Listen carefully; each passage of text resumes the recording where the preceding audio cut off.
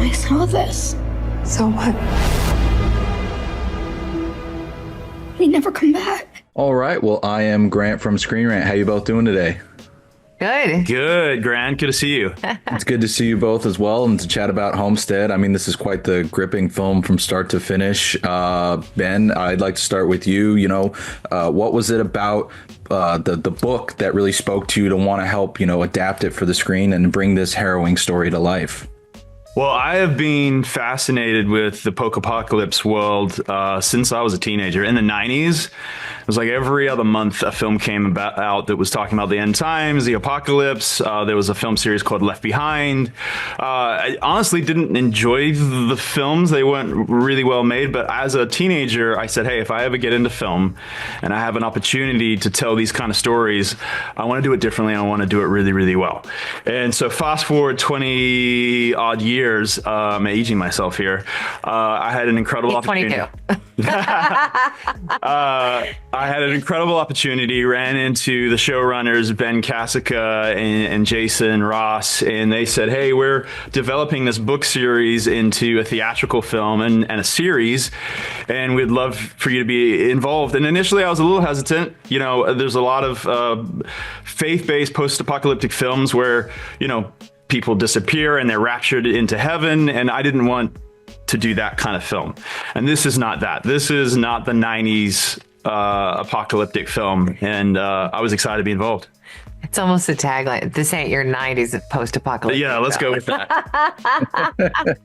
I like that. You should start using that. But I do agree. I like that this isn't, it feels very different, feels very grounded. And so it's a great approach to it. And so, Dawn, I'll turn to you next because this is something interesting in that you're not just signing on for a film with this, you're signing on for a multimedia franchise. When you were approached with this, what was sort of the first things going through your head?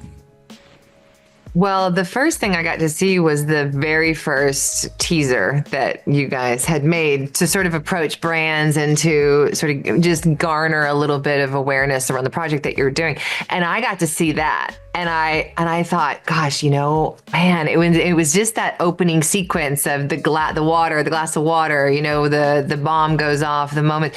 And I saw that and I was like, man, who doesn't like a film like that, right? Everybody across the board, I don't care who you talk to, they go, what's Homestead about? You go, it's a post-apocalyptic film about, I want to see that. That says something. Everybody loves to play the game of who would I be when the grid goes down? How prepared?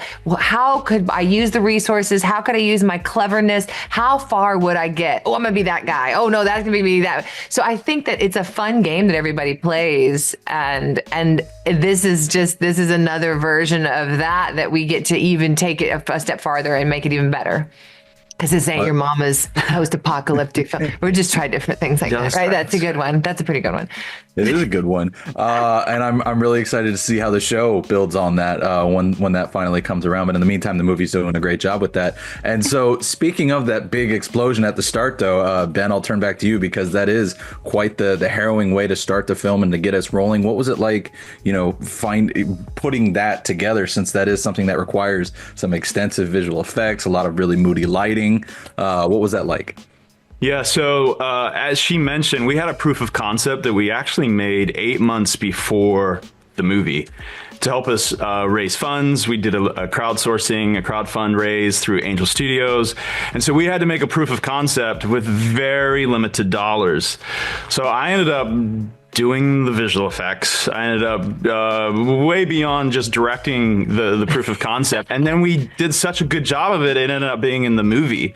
So we were pretty stoked about that. And then also got people like Dawn involved on the project. It worked. Good job. What a hook. Yeah. You caught some big fish with it. But it was a compliment for myself. It's fine. It was really exciting. We shot that here in LA. Obviously, that was not shot in Utah.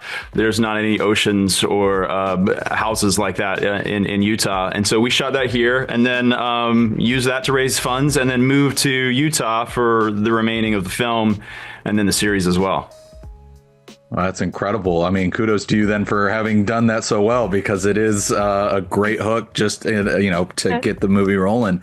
And so, Dawn, I'll turn back to you. I love how Jenna is really sort of in the middle of wanting to help all these people out that she knows, and amidst this horrific event, but also still trying to protect those on the other side of the fence. What is that like, finding that balance in the performance of that compassion but also that protectiveness of family?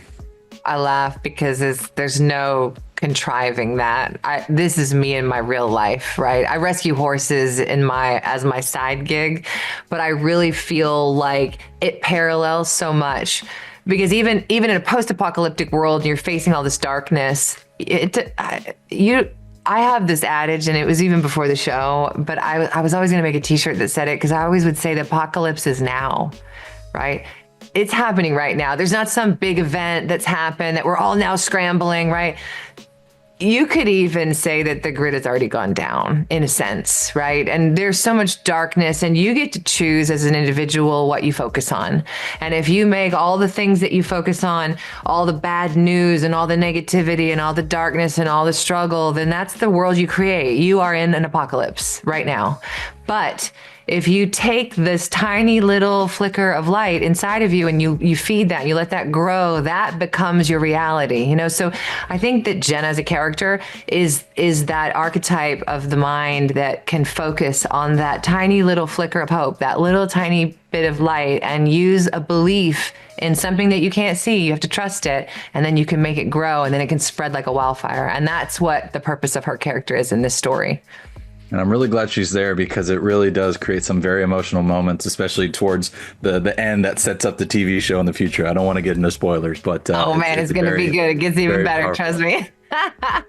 So you talk about parallels, by the way, and I couldn't help but find parallels with this in Yellowstone, in a sense of family trying to protect this expansive landscape. And right? with Dawn, for you in particular, it almost feels like a flip of Sarah, in that she's on the land and now she's trying to keep people out. Did you sort of have that sort of in your head when you were filming this?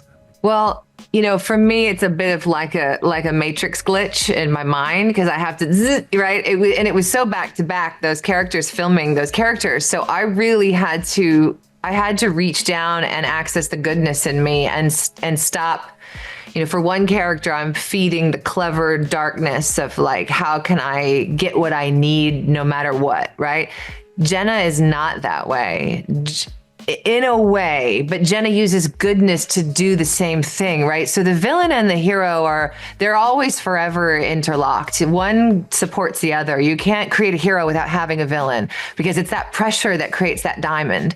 So just like a villain feeds the hero, now I'm on the other side of that diamond creation, but I still need to use the darkness to create the light. So it's those two characters for me are really, really, they're symbiotically linked. So to get to play like those two parallels, like you're saying, it's a fascinating opportunity as an actress. So but I definitely have to tweak things sometimes when I'm working, because I got to look at it this way, I can't look at it that way. I got to get to it. So it's more to unfold there. But I'm really, really grateful to be able to do that and to play this character in this show.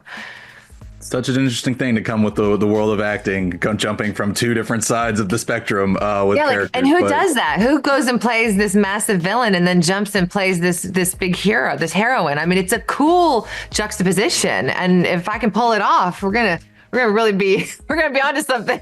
And she does pull it off. She does a fantastic job of that. Thanks. I was just going to say, I think you pulled it off fantastically, and I can't wait for people to see it. I got to wrap up, so I'll get on out of here. But thank you both so much for taking the time to chat. I truly do appreciate it. Thank you so much. Thank you. You have a great day. Take care. Is this an ark, or is this a fortress? It's our home.